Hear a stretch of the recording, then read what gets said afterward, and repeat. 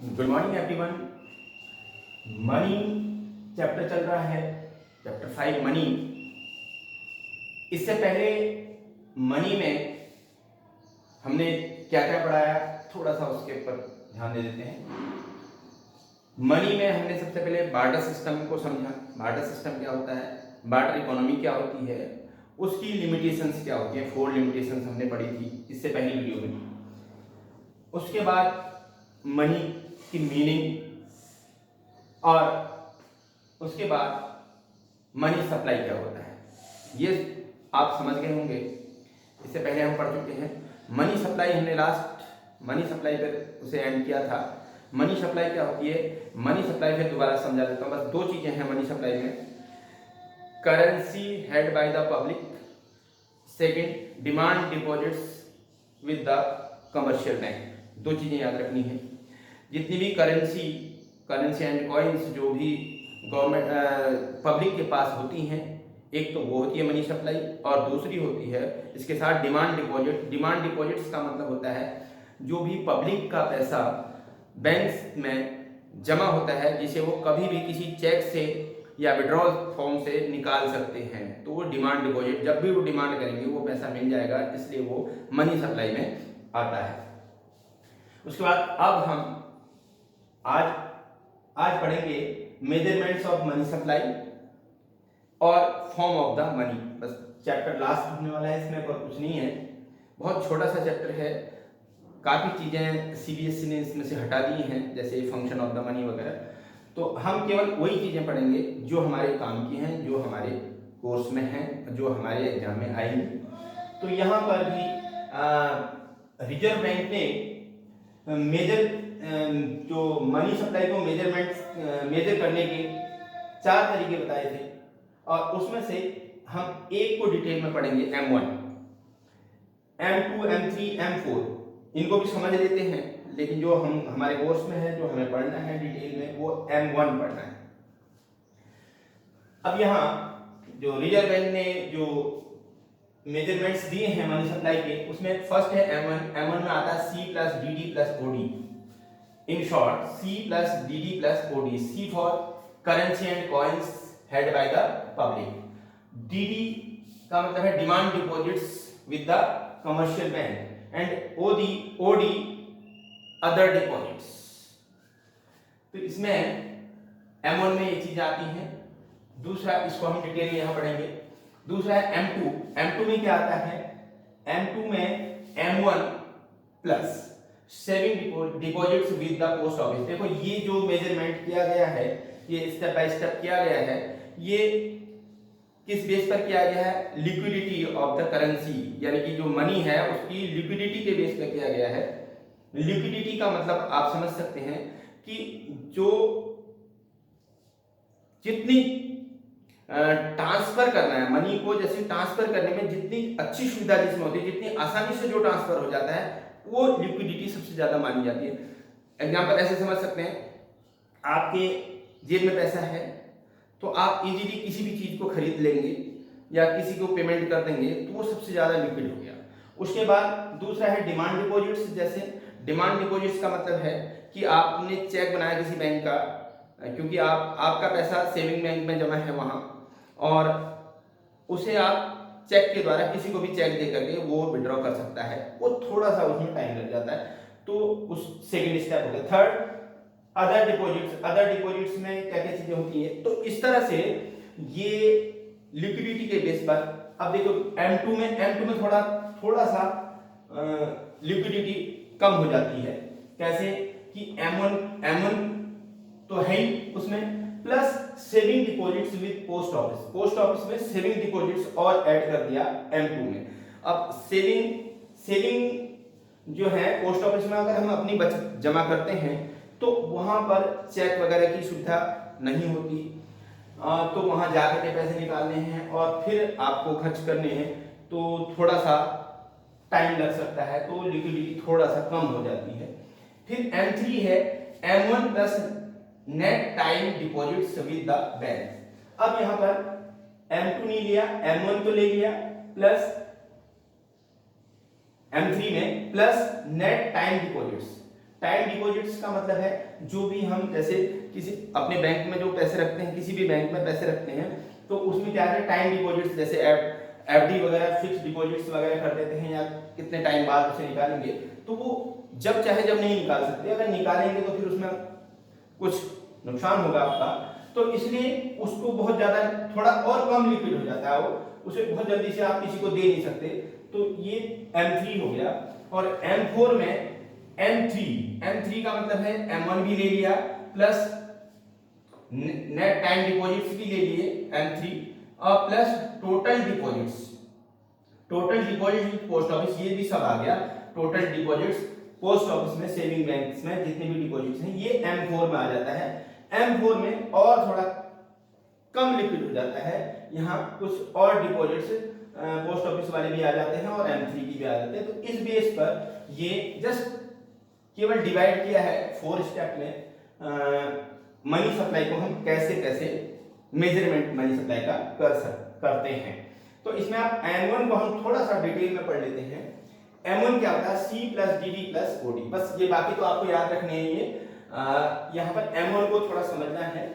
C का मतलब है currency include coins and paper notes held by the public. C का मतलब है यहाँ करेंसी या कॉइन्स जो भी पब्लिक के पास हैं, पब्लिक के हाथ में है खर्च करने के लिए, वो सारा M1 में आ जाता है, यानी कि C। और DD का मतलब है demand deposits of the people with commercial bank. Commercial bank में जितना भी लोगों का पैसा जमा होता है वो सारा डिमांड डिपॉजिट्स होता है। कि डिमांड डिपॉजिट्स इसीलिए कहा जाता है कि ऑन डिमांड उसे कभी भी निकाला जा सकता है, उसके लिए कोई बाउंडेशंस नहीं होती हैं, वो चेक के द्वारा निकाला जा सकता है या खुद बैंक में जाके निकाला जा सकता है। तो ये सब कमर्शियल बैंक में जो वो डिमांड डिपॉजिट्स होते हैं। तीसरा अदर डिपॉजिट्स विद आरबीआई के साथ अदर डिपॉजिट्स, ये भी क्या है मनी सप्लाई का पार्ट है। अब अदर डिपॉजिट्स क्या होती हैं? ये 3 भागों में हमने डिवाइड कर दिए, 3 पार्ट्स में। फर्स्ट है of public financial institution like NABARD, यानी कि पब्लिक इंस्टीट्यूशंस, जो फाइनेंशियल इंस्टीट्यूशंस हैं पब्लिक के, जैसे नाबार्ड है या और अदर बहुत सारी फाइनेंशियल इंस्टीट्यूशंस होते हैं, उनका जो पैसा आरबीआई के साथ जुड़ा, आरबीआई में जमा है, वो सारा इसमें आता है, क्योंकि वो भी कभी भी उसको यूज कर सकते हैं। तो वो M1 में आता, मनी सप्लाई में आ गया। दूसरा है of foreign government and foreign central banks, short में लिख रखा है foreign central banks. Foreign government का, विदेशी सरकार का, और फॉरेन सेंट्रल बैंक्स का पैसा जो भी आरबीआई में होता है, वो भी अपना पैसा कभी भी ले सकते हैं। तो वो भी क्या आता है? मनी सप्लाई में आता है। सेकंड अदर डिपॉजिट्स में।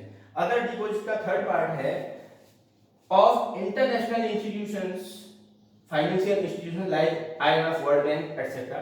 तो ये आरबीआई में जो इंटरनेशनल फाइनेंशियल इंस्टीट्यूशन का पैसा होता है, जो उनसे रिलेटेड पैसा होता है आरबीआई के साथ, आरबीआई में, तो वो भी इसमें इंक्लूड कर दिया जाता है अदर डिपॉजिट्स में। तो ये 3 चीजें C plus DD plus OD तीनों मिला करके ये होता है मनी सप्लाई, यानी कि मेजरमेंट का तरीका। मनी सप्लाई को हम इस तरह से हम मनी सप्लाई कितनी है कंट्री में वो पता लगा सकते हैं। अब इसमें कौन सी चीज इंक्लूड नहीं होती? बस 2 चीजें इसमें ये लिखी हैं जो इंक्लूड नहीं होती हैं। ये क्या है? फर्स्ट है deposits of the government of the country with RBI. सरकार का जो भी पैसा आरबीआई में जमा होता है, गवर्नमेंट का, सरकार का जो भी पैसा आरबीआई में जमा होता है, उसे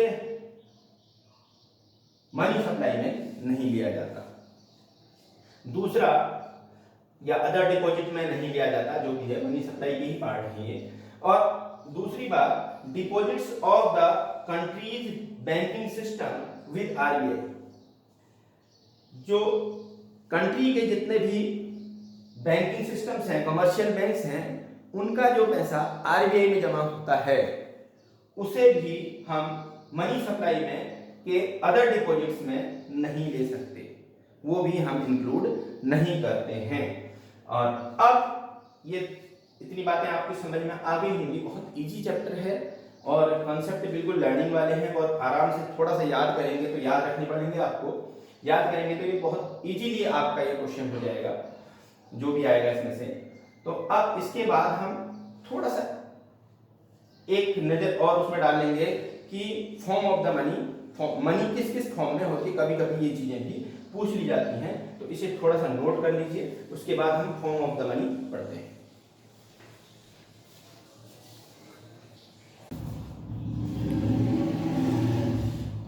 अब इसमें आगे फॉर्म ऑफ द मनी समझ लेते हैं। ये 4 पार्ट्स यहाँ दिए हुए हैं फॉर्म ऑफ द मनी के। मनी किस किस फॉर्म में होती है ये समझना है। एक fiat money, fiduciary money, full body money और क्रेडिट मनी, ये 4 पार्ट्स यहाँ लिखे हुए हैं। बस चारों को थोड़ा सा समझना है और बहुत इजीली समझ में आ जाएगा। फिएट मनी क्या होती है ये समझिए पहले। Money issued by the order authority of the government, government के ऑर्डर पर या गवर्नमेंट की ऑथोरिटी के द्वारा, जैसे आरबीआई के द्वारा, जो भी गवर्नमेंट के ऑर्डर पर, जैसे कॉइन्स वगैरह गवर्नमेंट के ऑर्डर पर बनते हैं, और जो भी करेंसी नोट्स हैं वो गवर्नमेंट की ऑथोरिटी जैसे कि आरबीआई वो उन्हें प्रिंट करती है। तो वो सारी मनी जो कॉइन्स एंड करेंसी नोट्स हैं वो सारी फिएट मनी कही जाती है। सिंपल सी बात है, फिएट मनी में कॉइन्स एंड करेंसी जाती हैं। सेकेंड है fiduciary money, money which is accepted as a medium of exchange because of trust between payers and pay। Pairs का मतलब है पेमेंट करने वाला, पे का मतलब है पेमेंट लेने वाला। लेने और देने वाले, पेमेंट लेने और देने वाले के बीच में एक ट्रस्ट बना रहता है, विश्वास बना रहता है। किसके द्वारा? कि किसी भी बैंक का कोई भी चेक दे देते हैं तो उसे कोई भी एक्सेप्ट करने से, मतलब एक्सेप्ट न करने वाली बात नहीं होती है, उसे एक्सेप्ट करता ही है। तो जहां मनी एक्सेप्ट की जाती है मीडियम ऑफ एक्सचेंज के रूप में, जो पेयर्स और पेई के बीच में विश्वास बना रहता है, जिसकी आधार पर, जैसे कि कोई हमें एसबीआई का चेक देता है या पीएनबी का चेक देता है तो हम उसे इजीली एक्सेप्ट कर लेते हैं। हमें पता है कि उसे हम बैंक में ले जाएंगे तो हमें उसका पैसा मिल जाएगा। तो इस तरह की जो विश्वास वाली मनी होती है वो नोट नहीं होते, वो करेंसी नहीं होती, वो किसी दुकान पर नहीं चलेगी, लेकिन हमें पता है वो बैंक में लगाएंगे तो पैसा मिल जाएगा जो हम फिर अपनी चीजें खरीद सकते हैं।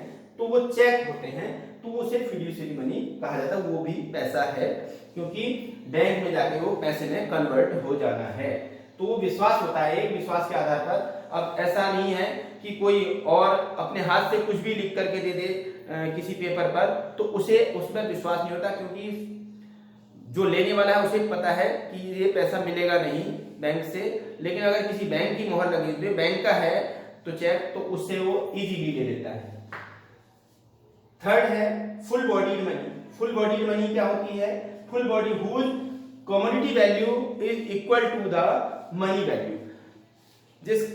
जिस मनी की कमोडिटी वैल्यू और मनी वैल्यू इक्वल होते हैं जब वो इश्यू की गई हो उस टाइम, तो उसे फुल बॉडी मनी कहा जाता है। इसे कैसे समझेंगे कि देखो क्या लिखा हुआ, अ रूपी coin during the British in India was made of silver. जब ब्रिटिश गवर्नमेंट थी उस टाइम सिल्वर यानी चांदी के सिक्के चलते थे, तो जो एक सिक्के का जितना वजन होता था सिल्वर का, उतने ही उसकी 1 रुपए की वैल्यू थी। कहने का मतलब है 1 रुपए में, आज 1 रुपए के जितना 1 रुपया है वो चांदी का रुपया आज हो, तो उसको मार्केट में सेल करा जाए तो उसके बहुत सारे रुपए हो सकते हैं। कहने का मतलब कई रुपए में वो 1 रुपए का सिक्का बिकेगा।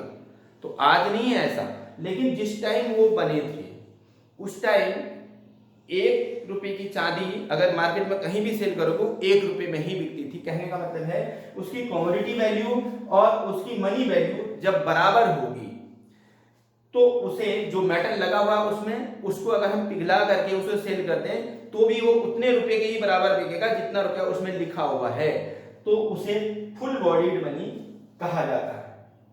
और उसके बाद फोर्थ है क्रेडिट मनी, जहां क्रेडिट मनी में बिल्कुल इसका अपोजिट कंडीशन है, जहां क्या है कि money value is more than commodity value. अगर मनी वैल्यू उसकी कम होती है, मनी वैल्यू ज्यादा होती है और कमोडिटी वैल्यू कम होती है, तो ऐसी कंडीशन में उसे कहा जाता है क्रेडिट मनी।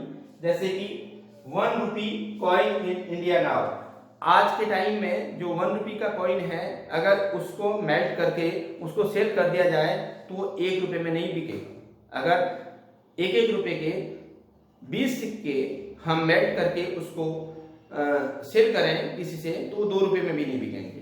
तो कहने का मतलब है कि उसकी जो मनी वैल्यू है वो तो है ज्यादा और कमोडिटी वैल्यू कम है। जब ऐसी कंडीशन होती है तो उसे क्रेडिट मनी कहा जाता है। Whose money value is more than commodity value, that is called credit money. Example है 1 rupee coin in India now. तो अब ये आज हमारा मनी का चैप्टर फिनिश हो जाता है। तो ये नोट्स आप बना लें, इन्हें लर्न करें। बहुत इजी चैप्टर है और बहुत आसानी से आपको लर्न हो जाएगा और आप अच्छे से इसे कर सकते हैं। Thank you.